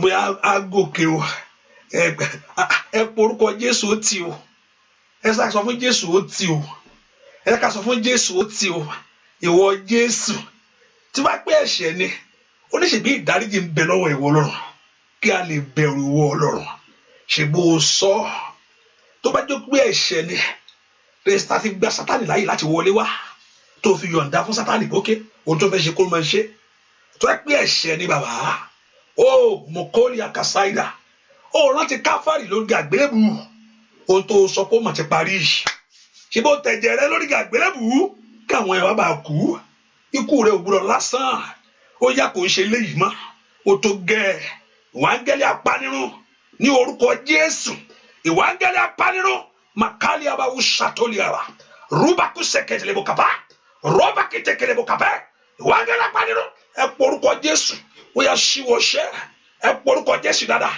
ìwà áńgẹ́lì apanirun ní orúkọ Jésù ó tó gẹ́ lórílẹ̀-èdè ó tẹ́gẹ́ ní gbogbo àgbáyé ẹ porúkọ Jésù ó lè gbóhùn tiẹ̀ náà ó lè gbóhùn tiẹ̀ ó lè gbóhùn tiẹ̀ ó yá porúkọ Jésù dáadáa ríbà kàpàkàpà ríbà kàpàkàpà rí kàpàkàpà porúkọ Jésù ó lè gbóhùn tiẹ̀ ó yá àwọn agbára panirun ó tó gẹ́ Olúwa dáwọ́ ibi ìdúró alágbádá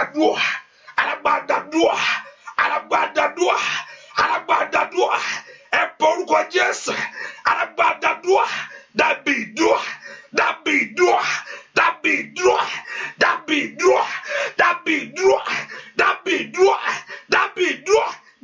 dúà lórúkọ Jésù Kristi Olúwa wa má rò pé wọn náà àgbàlagbà ló ń pa gbà tí èèyàn bá pa sáré ìṣòwò pa àgbàlagbà tán àwa fi ọ̀dọ́ la ń gbálẹ̀ ẹ má jẹ́ pé don't be deceived by the devices of devil gbà Sátánì bá ń pa àgbàlagbà tí ń wó wọn wẹ́wẹ́wẹ́wẹ́ so àwa fi ọ̀dọ́ la ń gbálẹ̀ ni ṣé àwa fi ọ̀dọ́ lẹ̀ àtọ̀dọ́ náà gbogbo ẹ̀ ó ti mú àwọn àgbà débì kan náà ó mú langba náà lọ ẹ pọ orúkọ Jésù. The blood of Jesus Christ is against you. The blood of Jesus Christ is against you. Ẹ̀jẹ̀ Jésù bá ọ wí lónìí. Ìwọ Sátánì, ẹ̀jẹ̀ Jésù bá ọ wí lónìí. Ìwọ Sátánì, ẹ̀jẹ̀ Jésù bá ọ wí lónìí. Ẹ pọ orúkọ Jésù, ẹ̀jọ̀ dákútà. Ìtàtà lórí àgbélébùú. Jésù ti kú káwọn ìbábà ikú ẹ̀ṣẹ̀. Jésù ti kú ó ti jìyà ó ní pa iná rẹ̀ la mú ọ lára dá yìí karaba ó ní ikú oró rẹ̀ dá ìsàkú ìṣẹ́gun rẹ̀ dá Jésù ti gbé ọmọ rántí pé Jésù gbé ọmọ bí karaba kàtà ìyẹn tó fi fò kiri ó sọnù lónìí rú katakata ìyẹn tó fi ṣe bí ó sọnù lónìí agbára jíǹde is against you in Jesus' name we pray. Please ẹ jẹ́ ká máa kó jẹ́ bó ṣe ń mú omi tó ń nìkan bó ṣe ń fọwọ́ yẹn má fọwọ́ lásán ìwọ máa gbàdúrà ni kò gbúdọ̀ rí bẹ́ẹ̀ kò ń ṣe nǹkan báwọn ìjọba pé àwọn èèyàn bẹ́ẹ̀ yẹn á kú wọn dẹ̀ kú ó dé wọ̀ níbi táwọn ọmọ Ọlọ́run wà ń bì gbogbo ibi tá kò gbúdọ̀ rí báwo ló ṣe máa rí bẹ́ẹ̀ báwọn èèyàn bẹ́ẹ̀ máa kú wọn dẹ̀ kú ó tì lórúkọ Jésù ó tì lórúkọ Jésù if the government succumb to it we should not succumb to it tí government bá gbà bẹ́ẹ̀ pé kí làwọn fẹ́ ṣe àwọn ò lágbára agbára pin agbára Jésù dà agbára ìwọ dà tí ìjọba bá sọ bẹ́ẹ̀ ó ti succumb nìyẹn ó ti give up kí ló ń fẹ́ ṣe wọ́n ti ní roller coaster ni yóò mọ róòlù lọ àwọn àṣekáwá wa gbà bẹ́ẹ̀ ó ti àgbùrọ̀ gbà bẹ́ẹ̀ we should not agree ó ti lórúkọ Jésù in the name of Jesus it's time for the God of heaven to manifest his power àkókò ti tó kí Ọlọ́run kó fi agbára ńlá rẹ̀ hàn ní orúkọ Jésù ọgbọ́n ọ̀run jáde wá báyìí ìmọ̀ ọ̀run jáde wá báyìí agbá ọ̀run jáde wá báyìí ọba ayé ti sọ̀kan ọba ayé sọ pé ò lágbára mọ́ o gbogbo kájọ wọn tí wọ́n ṣe wọ́n ti máa ṣe try ẹ̀rọ ní ṣùgbọ́n ọ̀run ọba tó ní agbára ìwọ tó ní agbára láti ọ̀run wá bìkúlà bàkú ṣe kètìlẹ̀ bùkábà it's time to manifest your power àkókò tó láti dìde o ọba ayé ti sọ̀kan àmọ́ tá a máa ṣe má ṣùgbọ́n agbá ń bẹ lọ́wọ́ ìwọ Jésù kọ́kọ́rọ́ yìí èyí tó ti kíní ń bẹ lọ́wọ́ rẹ̀ Olúwa yànda ẹ porúkọ Jésù kọ́kọ́ tó lé ikú lọ kọ́kọ́ tó lé kòrónà lọ ní orúkọ Jésù Olúwa yànda ẹ lọ́wọ́ ó yẹ porúkọ Jésù lára kọ́kọ́ tó lé kòrónà lọ rí pakọ́parú sàkàtà kọ́kọ́ tó ti kọ́kọ́ Ọlọ́run yànda kọ́kọ́rọ́ yìí Jésù release the key ask the Lord to release the key porúkọ Jésù lára Father release the key porúkọ Jésù release the key ẹ má yànda kọ́kọ́rọ́ yìí kọ́kọ́rọ́ tó ti kú yìí ní orúkọ Jésù agbá ọ̀run yànda rẹ̀ ẹ porúkọ Jésù Olúwa yànda ẹ bẹ́ẹ̀ ni ó sì rí láì lórúkọ Jésù Kristi Olúwa wa àmín ṣàbẹ̀dàdà àmín ṣàbẹ̀dàdà àmín Ọlọ́run á béèrè fún kọ́kọ́rọ́ yìí kọ́kọ́rọ́ tó ń bẹ lọ́wọ́ ìwọ Jésù yẹn pé tó o bá tì kò sẹ́ni tó lè ṣí tó o bá sì ṣí kò sẹ́ni tó lè tì kọ́kọ́rọ́ àjíǹde yẹn tí ń bẹ lọ́wọ́ ẹ̀ fún kòrónà Olúwa yànda ẹ̀ àmín.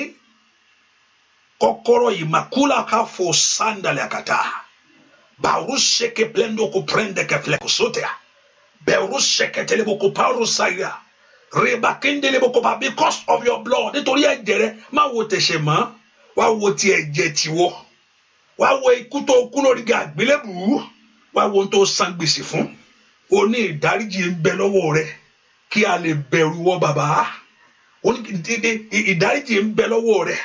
The forgiveness is from you, O God, so that we may fear you. Makalia ba fushetelebokopa. Roba kitelebokopaya.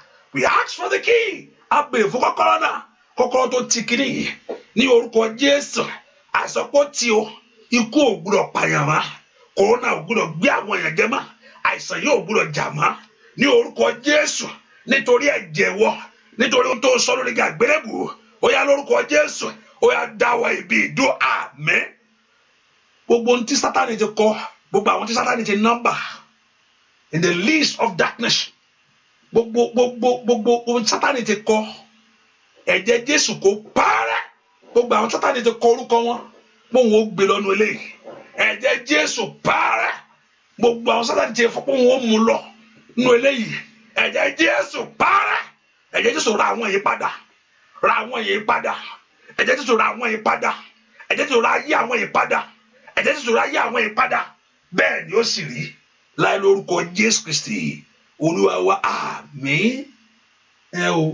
I know many of you have your fruit. You remember you are fasting today. The Lord should touch you for a new thing in a new month. Nǹkan lÓlúwa sọ fún lánàá after kò yé mi. Mo sọ fún pé I don't understand what he's talking about. Ṣùgbọ́n ó wá sọ nǹkan fún mi. Ó ní kí n sọ fún yín pé tí àgbẹ̀ bá gbìn èso ló máa ń jáde. Tí àgbẹ̀ bá ti gbìn èso ní ń jáde.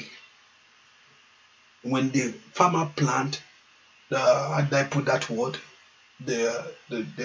When the farmer put the seed to the ground, the fruit came out from them. Hallelujah. Tí àgbẹ̀ bá gbìn èso ní máa ń jáde. Lórúkọ Jésù èso ayé yìí kó jáde fún rere àmín. Olúwa ó ní kí n sọ pé tí àgbẹ̀ bá gbìn ó ní èso ní máa ń jáde. When the farmer plant, fruit will comes out of it. Lórúkọ Jésù èso ayé yìí fún rere kó jáde àmín. Tí àgbẹ̀ bá ti gbìn èso ní máa ń jáde. Èso rere kó jáde fún yín àmín. Lórúkọ Jésù tí àgbẹ̀ bá ti gbìn èso ní ń jáde ń bẹ̀.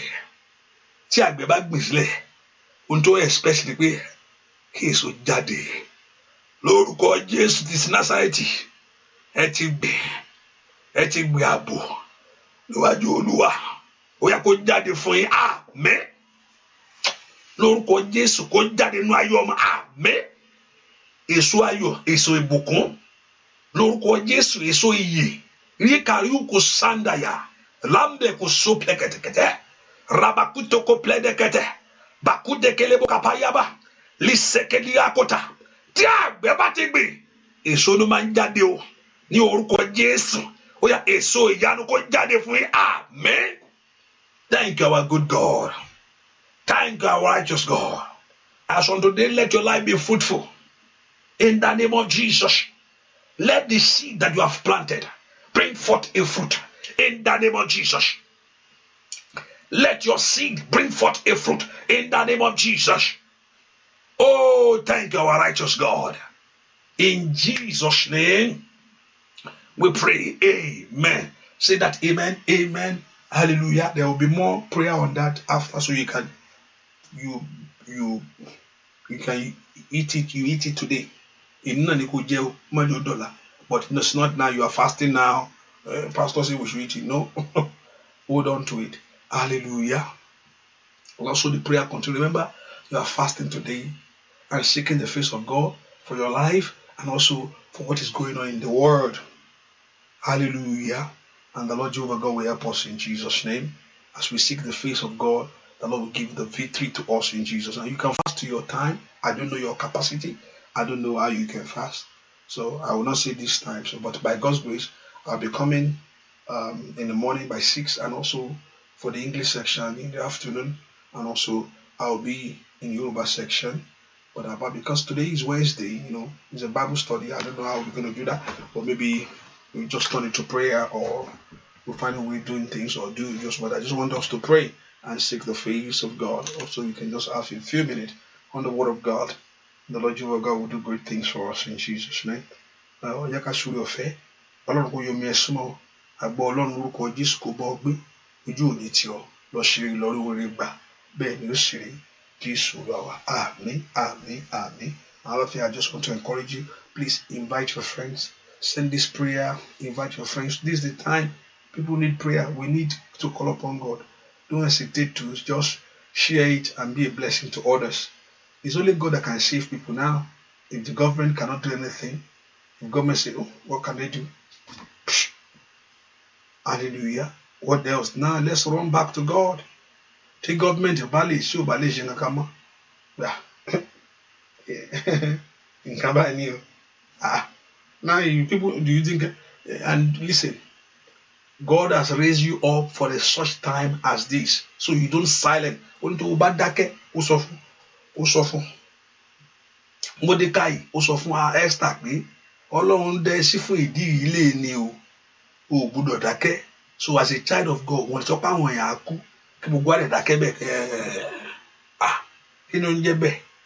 Nígbà tá a ní ẹni tí alágbára lórí ẹ̀, we should not be silent concerning this matter.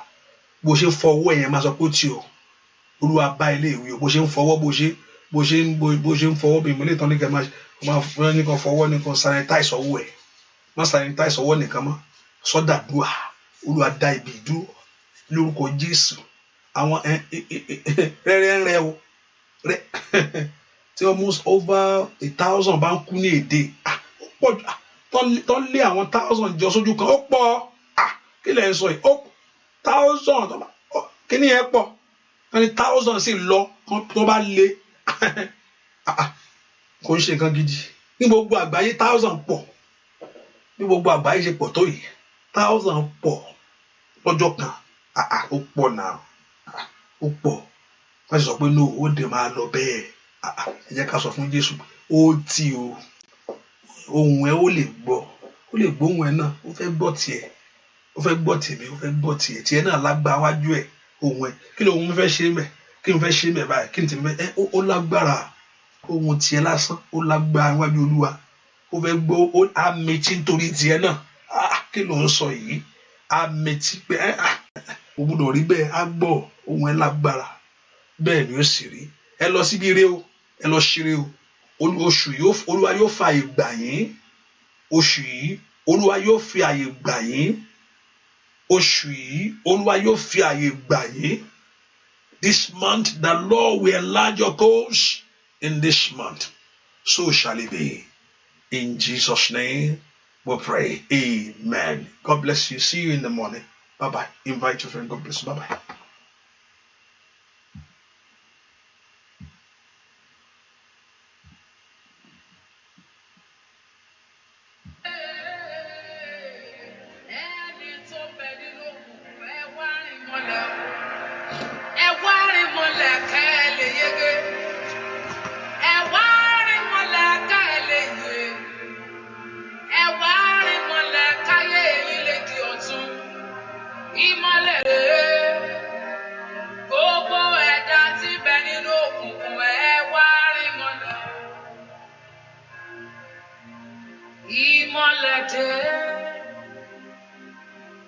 Ẹ̀dá tí ń bẹ nínú òkùnkùn ẹ